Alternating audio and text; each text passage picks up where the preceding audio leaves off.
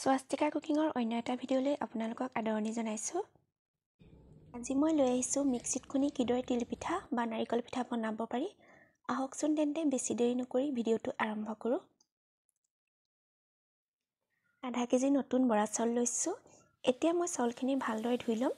চাউলখিনি 2-3 বাৰ মানৰ কাৰণে ধুই ল'ব, যেতিয়ালৈকে চাউলৰ পৰা লেতেৰা পানীখিনি আঁতৰি নাযায়। এয়া মই চাউলখিনি ভালদৰে ধুই লৈছোঁ। এতিয়া ইয়াত চাউলখিনি ডুব যোৱাকৈ পানী দি গোটেই ৰাতিটোৰ কাৰণে তিয়াই থ'ব।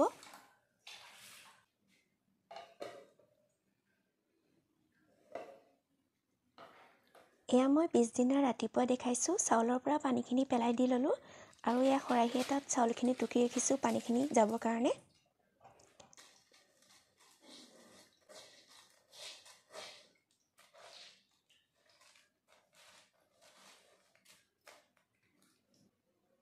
আৰু এতিয়া এখন চাফা কাপোৰত মই এনেকৈ চাউলখিনি মেলি দিছোঁ। প্ৰায় 10 মিনিটমান সময় ৰাখিম। 10 মিনিটৰ পিছত এয়া চাউলখিনি মই বাতি এটালৈ উলিয়াই লৈছোঁ।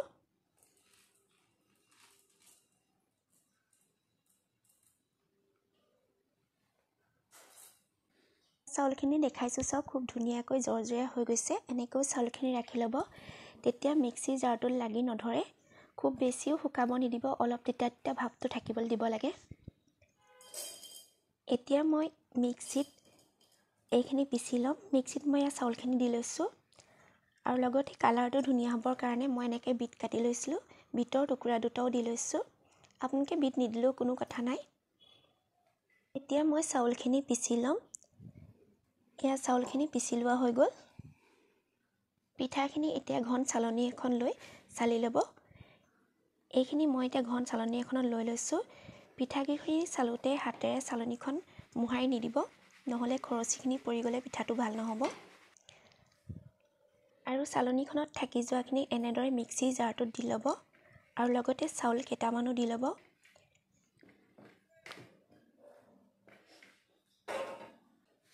পিঠাগুড়িখিনি চালি যাওঁতে প্ৰত্যেকবাৰে পিঠাগুড়িখিনি এনেদৰে বাতি এটালৈ ৰাখি যাব আৰু এইখিনি ঢাকি ৰাখিব। পিঠাগুড়িখিনি বতাহ লাগিব নিদিব, প্ৰত্যেকবাৰে পিঠাগুড়িখিনি এনেদৰে ৰাখি যাব। পিঠাগুড়িখিনি চালোঁতে এটা কথা মন কৰিব, যিখিনি ৰৈ যায় তাৰ লগত অলপ অলপকৈ চাউল দি গোটেই পিঠাগুড়িখিনি একেধৰণে পিচি ল'ব আৰু লগতে বিটৰ টুকুৰাটো দি যাব। একেবাৰতে বিটৰ টুকুৰাটো দি নিদিব, নহ'লে বেছি আঠা হৈ যাব।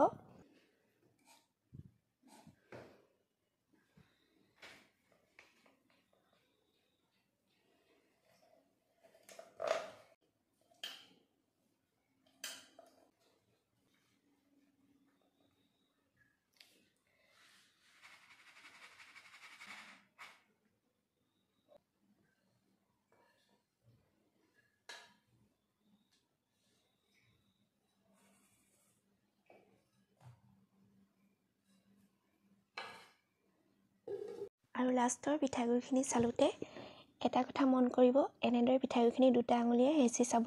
যদি চেপেটা হৈ যায় তেতিয়া আকৌ এবাৰ দি ল'ব পাৰিব, আৰু যদি নহয় তেতিয়া নিদিব।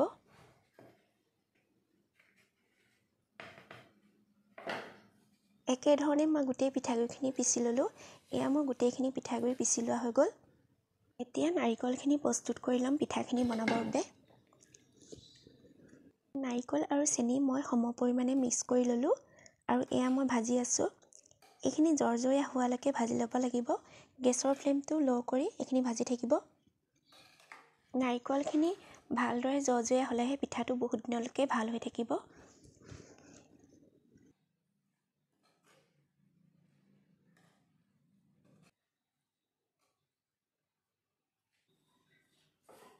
এয়া মই নাৰিকলখিনি ভাজি ল'লোঁ, দেখিছেনে খুব ধুনীয়াকৈ জৰ্জৰীয়া হৈ গৈছে। এনেকৈ নাৰিকলখিনি ভাজি ল'লে বহুত দিন পিঠাটো ভাল হৈ থাকে। এখন টেৱা পাতি ল'ব আৰু টেৱাখন ভালদৰে গৰম হ'বলৈ দিব। তাৰপিছত গেছৰ ফ্লেমটো একেবাৰে ল' কৰি ল'ব।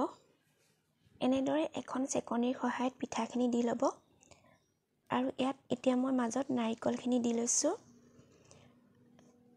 আৰু এয়া দেখিছে ছাইডৰ পৰা পিঠাটো উঠি আহিছে। এতিয়া এখন চামুচৰ সহায়ত এইদৰে পিঠাটো ৰোল কৰি ল'ব। এইদৰে চেকনিয়ে পিঠা বনালে পিঠাটো খুব ধুনীয়া মিহি হয়।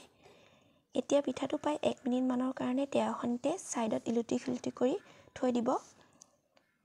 পিঠাটো বনাওঁতে গেছৰ ফ্লেমটো একেবাৰে ল' কৰি ল'ব আৰু প্ৰত্যেকবাৰ পিঠাটো বনাওঁতে এনেকৈ চাফা কাপোৰ এখনে টেৰাখন চাফা কৰি যাব। এয়া মই আৰু এটা পিঠা বনাই দেখুৱাইছোঁ চাওক। মই দেখুওৱা ধৰণে যদি পিঠাখিনি খুন্দি লয় তেতিয়া এটা পিঠাও নাভাগে আৰু পিঠাখিনি খুব ধুনীয়া হয়। এইবাৰ বিহুত আপোনালোকে এনেদৰে পিঠা বনাই চাওক আৰু কেনে পালে কমেণ্ট কৰি জনাবলৈ নাপাহৰিব। এই ধৰণে পিঠা বনাবলৈ খুব সহজ হয়।